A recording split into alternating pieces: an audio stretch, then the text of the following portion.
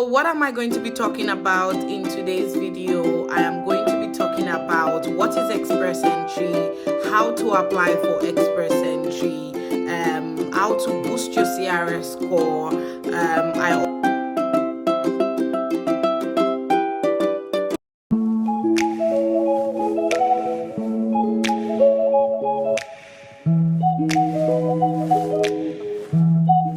So which brings me to how you can increase your CRS score. How do you increase your CRS score? I have some few tips that I can give, which, of course, there are things that you can also find online. So the first thing is, after creation of your profile, you're waiting, you don't know whether you will meet up to the score that is coming. You're just there, you're looking at how you can increase your score. The first thing that I would say is, if you are married, I used to bring that point. If you're married, which is the first thing, and your spouse has a master's degree or your spouse has a degree of any sort, your spouse can evaluate as well, and you can add that to your score. Some people choose to do evaluation and ignore IELTS. They are good to go. They can say, my spouse don't have time to do IELTS. Lucky for you, you don't need the score. But some people encourage their spouse to do both IELTS and to also evaluate. That way, your score booms up to about 490 something, regardless of the fact that you are past 30. That's one thing. The second thing is that work experience. When I said the other time that 1 year experience was the requirement, sometimes a lot of people would then need to relax because they cannot meet up to the requirement of the work experience because they only have 1 year of work experience. So in that realm, you would need to find a way to get at least 2 years or 3 years of work experience, which would then boost your point, I think by 25 points. It's insane with work experience. So having a work experience of 3 years boosts your point as well. So you might need to find a way to see if you would relax, you want to wait to have the 3 years work experience, or you want to consider other forms of boosting your CRS score. Another thing is further studies. A lot of people just have BScs and they are waiting in the pool. But for you to stand a chance, you would need to find a way to increase your score by either going for a master's or doing some other certifications. I know that some people that have BScs have done some other courses like CIPM, I think, courses that West can evaluate. I know that there's a list of other courses that you can do. I don't have that at the top of my mind right now, but I know that there are courses that you can do in combination to your BSc that would give you 2 or more degrees. Or better still, you can go ahead and do your master's degree and then get back into the pool to update your studies that you now have an higher degree, and in that chance you have a better score. Another thing is, some people, like I said when I was talking about the English test, is that some people decide to leave their English test as it is. They don't care whether it is of the maximum spot, they just leave it as it is. So I like to advise people is aim to max out. If you do not pass at the beginning, go back and then max out your IELTS. That's one way to boost your point. The second thing is that if you are bilingual, you can go for French and add that up. That is always another option. I know people currently studying French just to get into the pool and get a higher score.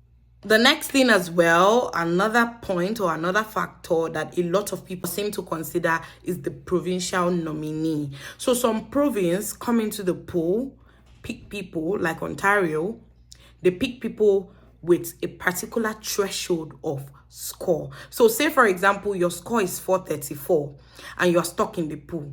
If Ontario decides to do a draw, they can get into the pool and draw people. Province can pick you and then give you 600 points, which is the highest point of all. So if your score is like 400 and something and a province decides to put you or give you an invitation to come to their province, then you're as good as having over 1,000. So then when the federal ITA comes, be rest assured that I'm getting picked. You're getting picked from the pool to apply for express entry.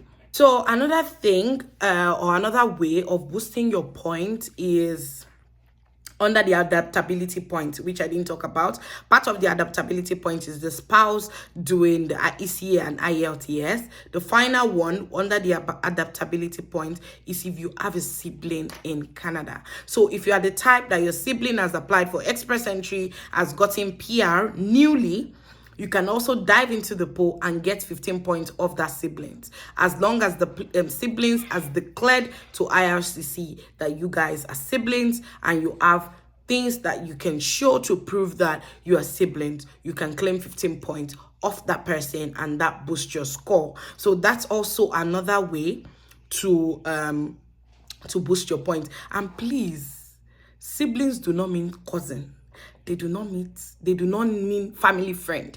Particularly siblings are your sister, your stepsister, your half-sister, half-brother, what have you. Or your spouse, if you are applying together, they are direct siblings, they are direct siblings, say half or full, what have you, then they can qualify to do that. You cannot claim more points from your auntie, your uncles.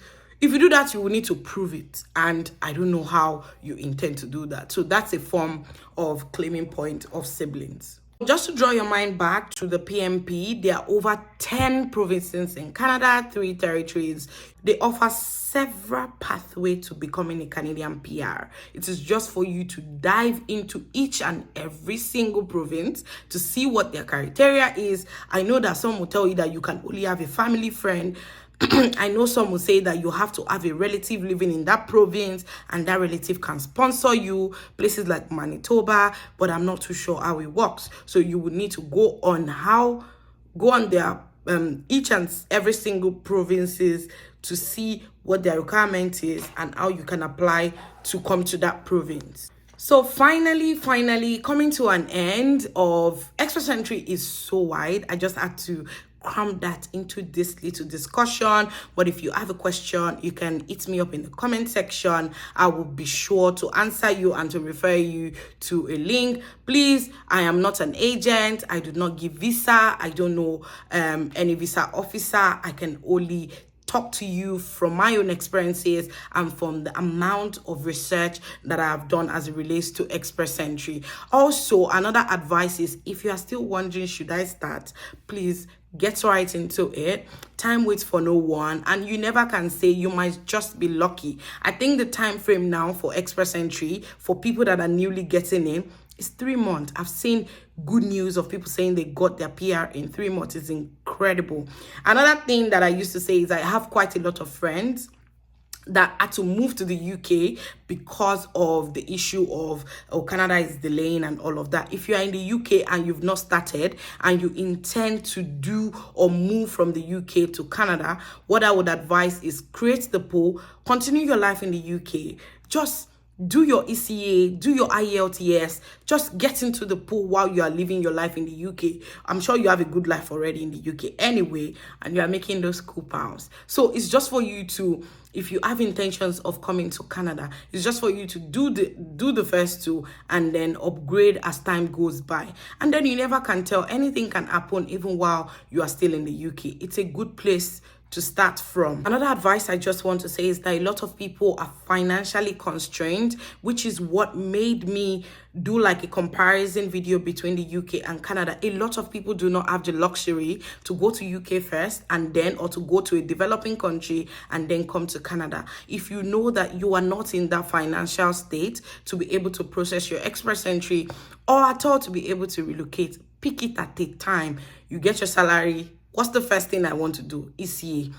Next month's salary, remove from it, do your IELTS. Others will begin to fall into line. POF, everything will sort out. You might just not know, but it will sort out. That's just what I used to tell people. Don't you believe that anything can happen or anything good can happen to you? So I just believe that just put in the work at first, and then you never can tell. Somebody can decide to just give you that money for POF and you'll be shocked.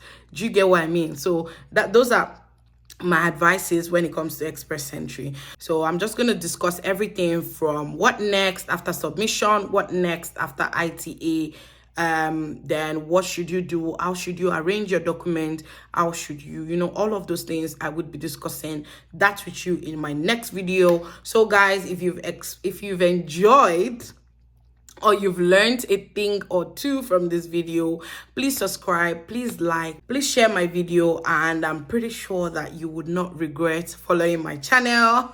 And I will see you guys back in my next video. Enjoy your day and have a wonderful week.